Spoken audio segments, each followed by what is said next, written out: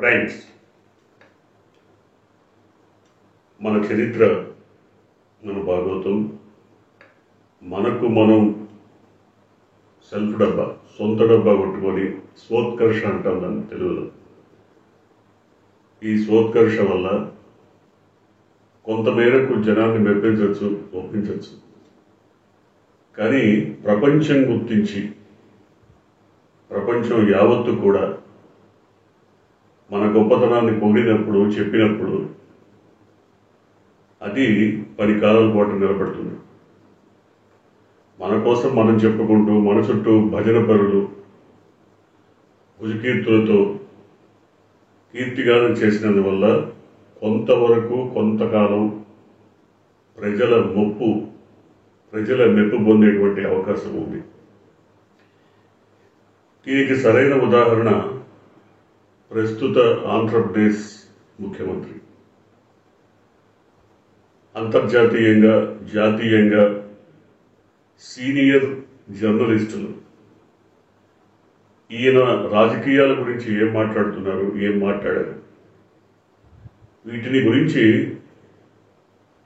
సామాన్య జనమే కాదు, ఈవెన్ చదువుకున్న వాళ్ళు కూడా పెద్దగా పట్టించుకోకపోవటం, కొంతమంది పట్టించుకున్నా మనకెందుకు లేని నిర్లిప్తంగా ఊరుకోవటం, ప్రజలకు తెలియజెప్పకపోవటం, ఇవన్నీ కొంత సమయం తర్వాతైనా తెలుసుకోవాల్సినటువంటి అవసరం ఉంది. మన భారతదేశానికి చెందినటువంటి, మన తెలుగు రాష్ట్రాలకు సంబంధించినటువంటి ప్రపంచ ప్రఖ్యాత జర్నలిస్టు, ఎన్నో జాతీయ అంతర్జాతీయ అవార్డులు, రివార్డులు పొందినటువంటి ప్రముఖ జర్నలిస్టు పాలకొంగు సాయినాథ్, పి సాయినాథ్. ఆయన అనేక అంశాల మీద, అనేక జర్నల్స్లో తన అభిప్రాయాలను నిర్మోహమాటంగా తెలియచెప్పి రకరకాల ప్రశంసలు పొందారు. ఇటీవలి కాలంలోనే ఆయన ఆంగ్ల పత్రికల్లో ఒక వ్యాసం రాశారు. దాంట్లో ఆంధ్రప్రదేశ్ ప్రస్తుత ముఖ్యమంత్రికి సంబంధించిన అత్యద్భుతమైనటువంటి విషయాలను విశ్లేషణాత్మకంగా వివరించారు. అనేక అంశాలతో కూడినటువంటి వివరణలు, వాటికి సంబంధించిన లెక్కలతో సహా రుజువు చేశారు. You had to build a fake model where the worse the situation was, the greater the achievements were touted. How many people know that in this tiger economy, when Mr. Naidu ran Andhra Pradesh, how do you know, how many people knew that Andhra Pradesh had the lowest GDP growth in the south of India? In his 9 years, the lowest GDP growth of any southern state was Andhra Pradesh. It was lower than the national average, lower than Andhra itself between 1981 and 91. Its rank amongst the states fell from number 4 to number 8. In the National Family Health Surveys, one was held in 91, one in 97, 98. The only southern state that did not show improvement in infant mortality rates in the south was Andhra Pradesh. Its educational performance is the worst in the south. The literacy rate of Cyberabad, the great miracle software capital, is lower than that of Patna in Bihar. Okay? But it was a Gobelisian thing. If you shouted the lie often enough and loudly enough, it worked. It worked for those for whom it was meant to work.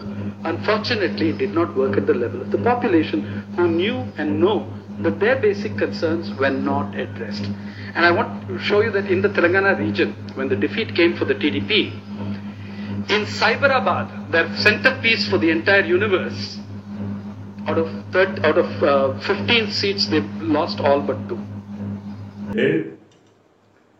తన 10 ఏళ్ల కాలపు టెన్యూర్లో, పదవీ కాలంలో రాష్ట్రాన్ని ఎంత సర్వనాశనం చేయాలో అంత సర్వనాశనం చేశాడు. ఎంత డ్యామేజ్ చేయాలంత అంతా చేశాడు. అదే సమయంలో ఆయనని గురించి, ఆయనకు అండగా నిలబడి మీడియా, స్థానిక మీడియా ఎంత పొగడ్తలతో ముంచెత్తాలో అంత ముంచెత్తింది. దార్శనికుడు, విజనరీ, ఇంకేదో గొప్పవాడు, వ్యూహకర్త, చాణుక్యుడు, అప్రచాణుక్యుడు ఒకటి కాదు. ఇప్పటికీ అదే జరుగుతోంది. ఆయన ఈ వ్యాసం చాలా పెద్దది. దీంట్లో అనేక రకాల అంశాలను ఆయన ప్రస్తావించారు. ఎంతగా అసలు దీంట్లో స్పష్టంగా అర్థమైపోతుంది. ఈ 10 ఏళ్ల టెన్యూర్ ఎప్పుడు అంటే 1994-95 నుంచి 2004 వరకు ఈ మధ్యకాలంలో జరిగినటువంటి పాలన. అప్పటికే రాష్ట్రం ఇక సర్వతోముఖాభివృద్ధి చెందలేదు అనే విధంగా డ్యామేజ్ చేసేసాడు ఆయన. ఏ రంగంలో తీసుకున్నా లిటరసీ రేట్, అగ్రికల్చర్, ఫినాన్షియల్ పరిస్థితి, రాష్ట్ర ఆర్థిక పరిస్థితి, వీటన్నిటినీ దివాలా తీయించాడు. చివరికి ప్రపంచ బ్యాంకు ముందు చిప్పబట్టుకొని నిలబడే స్థితికి తీసుకొచ్చాడు. వాళ్ళు తమ అడుగులకు మడుగులెత్తుతూ తమ చెప్పినట్టుగా చేస్తే మేము బెచ్చం వేస్తామన్నారు. ప్రపంచ బ్యాంకు ముందు మోకరిల్లిన సందర్భంగా వాళ్ళు ఆర్థికంగా ఆదుకోవడానికి అనేక రకాల కొర్రీలు పెట్టారు. అనేక రకాల అంశాలను నువ్వు చేయాల్సిందే అన్నారు. ఆయన చేశాడు. ఫలితంగా అప్పుడు కమ్యూనిస్టుల పుస్తకం రిలీజ్ చేశారు. ఈయన ప్రపంచ బ్యాంకు జీతగాడు అని, ప్రపంచ బ్యాంకు ఏం చెప్తే అది చేస్తున్నాడు అని. ఆర్థిక సంస్కరణలను తీసుకురాకపోగా ప్రతి సంవత్సరం కూడా, ప్రతి ఏటా కూడా ఈ 10 ఏళ్ల టెన్యూర్లో ఎక్కడ లోటు బడ్జెట్ లేకుండా ఆయన మరి లాభాలతో కూడినటువంటి బడ్జెట్ను ప్రవేశపెట్టిన, మిగులు బడ్జెట్ను ప్రవేశపెట్టిన చరిత్ర లేదు ఆయనకి. ఇప్పుడేదో వరస్ట్గా ఉంది, నేనేదో భయపడిపోతున్నాను. అసలు నీ చరిత్రలో నువ్వు ఎప్పుడైనా మిగులు బడ్జెట్ ప్రవేశపెట్టావా? రాష్ట్రాన్ని దివాలా తీయించిన అప్పటికి 17% అగ్రికల్చర్ రేట్ ఉంటే అభివృద్ధి, వ్యవసాయ అభివృద్ధి ఉంటే ఆయన టెన్యూర్లో 6% పడిపోయిందని చెప్తున్నాడు ఈ వ్యాసంలో.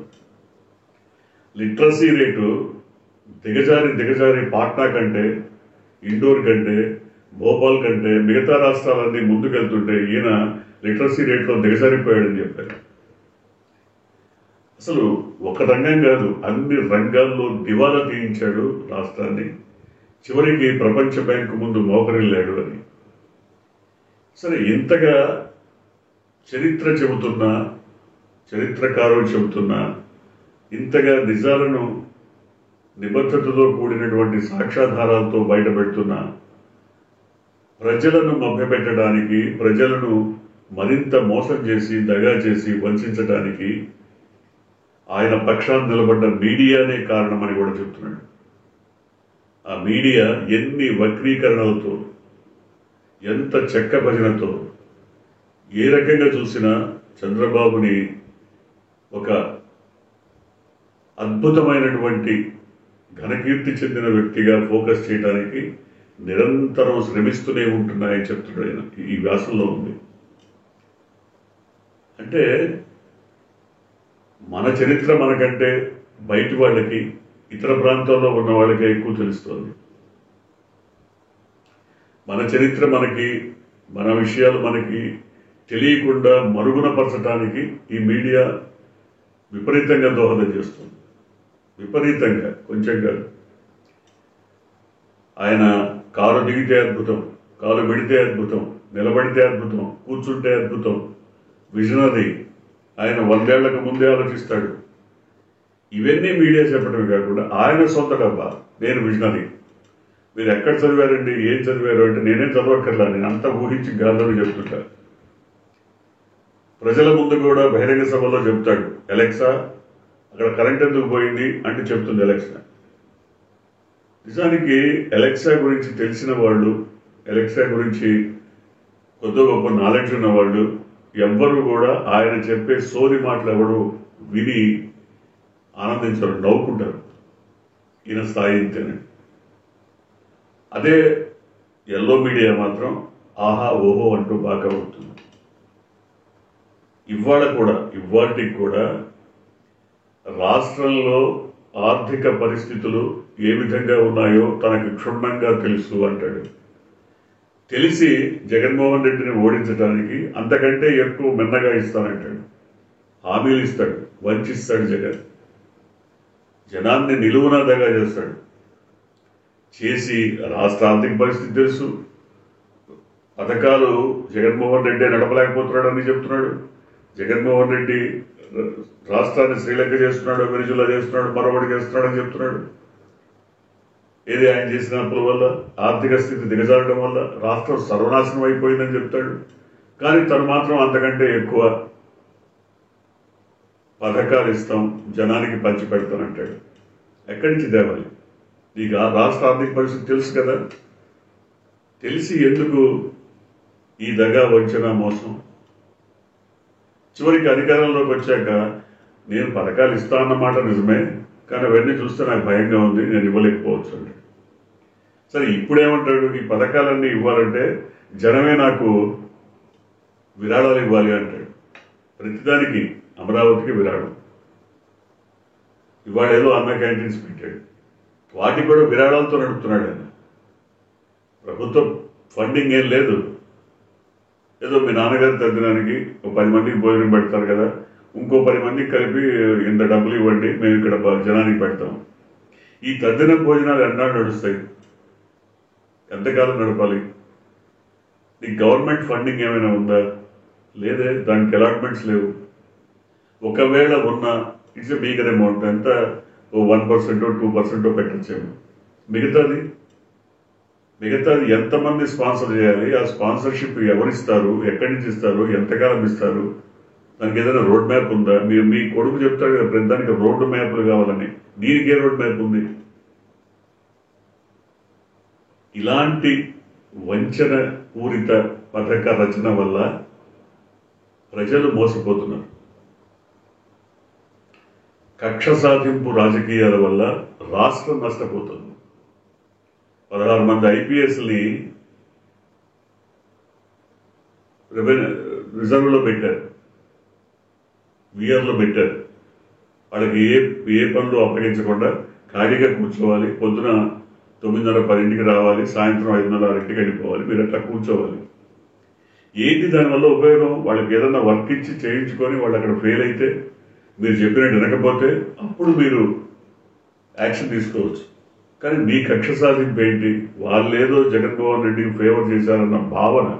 నిజంగా ఏ అధికారి చెయ్యడు, చేయకపోవచ్చు, చేయలేడు కూడా. ఎందుకంటే వాళ్ళంతా యూపీఎస్సీ నుంచి వచ్చిన వాళ్ళు, ఐపీఎస్ అధికారులు. వాళ్ళు ఎందుకు చేస్తారు? వాళ్ళకి ఏం అవసరం? చేశావేమో అన్న భావనతో వాళ్ళని విఆర్లో పెట్టారు. ఎంతకాలం ఎట్లా? వాళ్ళకి లక్షలాది రూపాయల జీతాలు ఇస్తూ వాళ్ళని కూర్చోబెట్టి, అంటే ఈ ఉద్దేశం ఏంటంటే మీరు ఇంత భారీగా జీతం తీసుకుంటూ కూర్చోలేకపోతే రాజీనామా చేసి వెళ్ళిపోండనే. మీరు ఇట్లా ఎంతమందిని పంపిస్తే అంతమందిని మళ్ళీ ఢిల్లీ నుంచి వాళ్ళు పంపాలి కదా, ఐఏఎస్లని ఐపీఎస్లని. అక్కడేం ఫ్యాక్టరీ లేవు, భారీగా ఉత్పత్తి గారు, మంచి మాస్టర్ మైండ్స్, బ్రిలియంట్స్ని ఐఏఎస్లకి ఐపీఎస్లకి తీసుకుంటారు. వాళ్ళని మీరు వినియోగించుకోవాలి కానీ కూర్చోబెట్టేందుకు? అంటే మీ మానసిక ధోరణి, కక్ష సాధింపు వ్యవహార శైలి, ఇవన్నీ కూడా ప్రజలు అర్థం చేసుకోవడానికి కొంత టైం పట్టచ్చు. కానీ అర్థం చేసుకున్న తర్వాత చీకొడతారు. ఎక్కడ దాకా ఎందుకు? సూపర్ 6 పథకాల విషయంలోనే ఇప్పటికే ప్రజల్లో విపరీతమైనటువంటి వ్యతిరేకత ఉంది. చిన్న ఉదాహరణ చెప్పుకోవచ్చు. జగన్మోహన్ రెడ్డి డ్రాప్ అవుట్స్ని తగ్గించడం కోసం, అంటే బడి పిల్లలు మధ్యలో చదువు వదిలిపెట్టే పరిస్థితి నుంచి నివారించడం కోసం తల్లులకు ఏదో కొంత ఇన్సెంటివ్ ఇస్తే, వాళ్ళని ఏ కారు షెడ్యూల్లోనో, మోటార్ సైకిల్ షాపుల్లోనో, హోటళ్లలోనో పనిచేసే స్థితి నుంచి వాళ్ళ తల్లికి కొంత ఇన్సెంటివ్ ఇస్తే పిల్లలకి ఉపాధి కలిగి వాళ్ళు స్కూల్కి వస్తారు అన్న ఉద్దేశంతో అమ్మ ఒడి అనే ఒక స్కీమ్ పెట్టాడు. ఏటా ఆ పిల్లవాడు చదువుకోవడానికి అవసరమైన 15,000 రూపాయలు ఇస్తాడు. సరే, అది ఒక పిల్లవాడికి ఆమె వినియోగించుకోవచ్చు, 2 పిల్లలకి వినియోగించుకోవచ్చు, అది వాళ్ళ ఇష్టం. సో ఈ అమ్మ ఒడి అనే స్కీమ్ని మార్చి ఎందుకు జగన్మోహన్ రెడ్డి పెట్టాడు కాబట్టి దాన్ని మార్చాలి. తల్లికి వందనం. ఇంట్లో 10 మంది పిల్లలు ఉన్నా 10 మందికి ఇచ్చేస్తాం. ఒక్కొక్కరికి 15,000 చొప్పున. 5 ఉంటే 75,000 ఇవ్వాలి ఏటా. ఇస్తాం అని ప్రామిస్ చేశావు. ఒకళ్ళకి ఇవ్వడానికే డబ్బులు లేవంటున్నావు. దానికి రోడ్డు మ్యాప్ వేస్తామంటున్నావు. అసలు ఇప్పుడు ఆ స్కీమే ఆగిపోయింది. ఈ ఏడాది నష్టం. దానికంటే ఇప్పుడు ఈ ఏడాది జగన్మోహన్ రెడ్డి ఎవరికైతే ఇచ్చాడో ఏదో 40 లక్షల మందికి పిల్లలకి ఇచ్చి ఉండొచ్చు. ఆ 40 లక్షల మందికి ఇచ్చేసి నెక్స్ట్ ఇయర్ నుంచి ఇంట్లో ఉన్న వాళ్ళందరికీ ఇవ్వండి. అది ఈ ఏడాది ఆపటం దేనికి? నువ్వు పెద్ద విజనరీ కదా, ఇంత గొప్ప విజనరీ వాడివి. ఆ స్కీమ్ ఆపేయటం దేనికి? ఇప్పుడు ఉన్నటువంటి ఆర్థిక వనరులతోనే కదా జగన్మోహన్ రెడ్డి లాక్కొచ్చింది. అంతకంటే గొప్పగా నీ నీ అనుభవం ముందు ఆయనకి ఎంత అనుభవం లేదు. మొదటిసారి ముఖ్యమంత్రి అయినాడు. స్కీమ్స్ అన్ని కూడా ఎక్కడ ఆగకుండా లాక్కొచ్చాడు. జనానికి ఏదో ప్రామిస్ చేసినంత వరకు ఇచ్చాడు. నువ్వు కూడా ఇవ్వు. ఇప్పుడు నువ్వు అంతకంటే మించి ఇస్తానని ప్రామిస్ చేసావు. మించి కాదు, కొన్ని దాన్నన్నా ఇవ్వాలి కదా. ఇక్కడే చంద్రబాబు నాయుడు ఫెయిల్యూర్, ఆయన దివాలాకు రాజకీయం స్పష్టంగా కనబడుతోంది. కానీ దీన్ని మసిమూసి మారేడికాయ చేయడానికి, వక్రీకరించడానికి అనేక రకాల మార్గాలు అన్వేషించారు, అమలు జరుపుతారు. ప్రజల ముందు దొంగ నాటకాలతో కళ్ళబొల్లి కబుర్లు చెప్తారు. నిజమే, అన్ని కళ్ళబొల్లి కబుర్లే. ఎందుకంటే మనం చూస్తున్నాం, ఇప్పుడు స్కీమ్స్ కొన్ని ఆపేశారు.